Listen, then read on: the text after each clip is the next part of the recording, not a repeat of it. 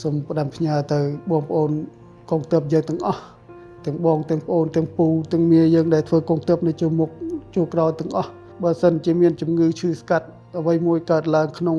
ខ្លួនរបស់យើងសូមកុំភ័យអសោះព្រោះមានព្រះរដ្ឋាភិបាលសម្ដេចបវរធិបតីនិងលោកជំទាវកើតយកចិត្តទុកដាក់ខ្ពស់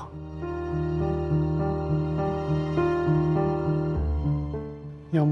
បាទឈ្មោះផ្លុងសំណាងអាយុ43ឆ្នាំបច្ចុប្បន្នខ្ញុំនៅឃុំគោកខ្ពស់ស្រុកបន្ទាយ7ខេត្តឧត្តរមានជ័យខ្ញុំបាទចូលចូលនៅប្រាសាទតាកបីដំបូងឡើយខ្ញុំធ្វើការអង្គភាពនៅជួរមុខនោះធម្មតាទេស្រាប់តែដល់ម៉ោងសម្រាកក៏នៅគ្នាសម្រាកមួយទឹកមួយអីហូបបាយហូបអីរួចស្រាប់តែមកស្ទុះក្រោយមកចាប់ដើមខ្ញុំឈឺចុកដើមទ្រូងយកតែម្ដងរហូតដល់ខ្ញុំត្រឹមអត់បានក៏មានវិជាការកើតតាក់ទងឬដល់សម្ដេចលោកជំទាវក៏កើតបញ្ជូនមកពេលកាត់នៅមន្ទីរពេទ្យកាល់ម៉ែតនេះមកមុនដំបូងលោកគ្រូពេទ្យប្រាប់ខ្ញុំថាគៀបសរសៃឈាមបេះដូងត្រូវតែដាក់លសើហើយក៏គាត់ប្រាប់ថាអត់ឲ្យខ្ញុំភ័យទេរឿងដាក់លសើដាក់ស្អីទាំងអស់នេះគឺសម្ដេចលោកឲ្យក្រុមការងារបានតាក់ទងមកប្រាប់រួចអស់ហើយ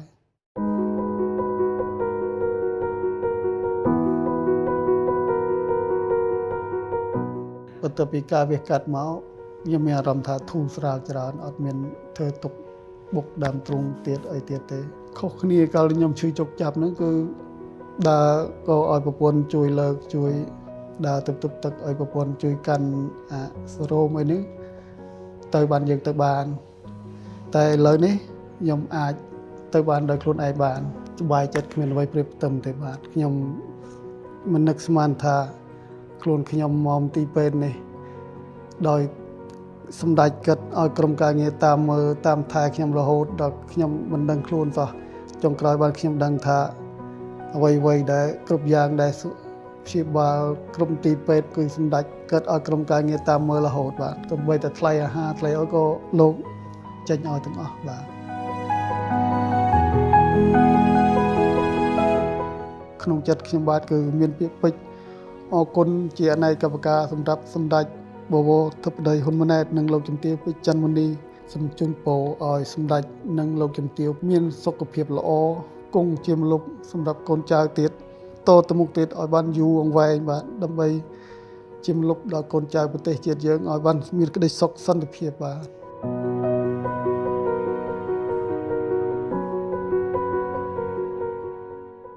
កម្លាំងស្ម័គ្រចិត្តដើម្បីមនុស្សធម៌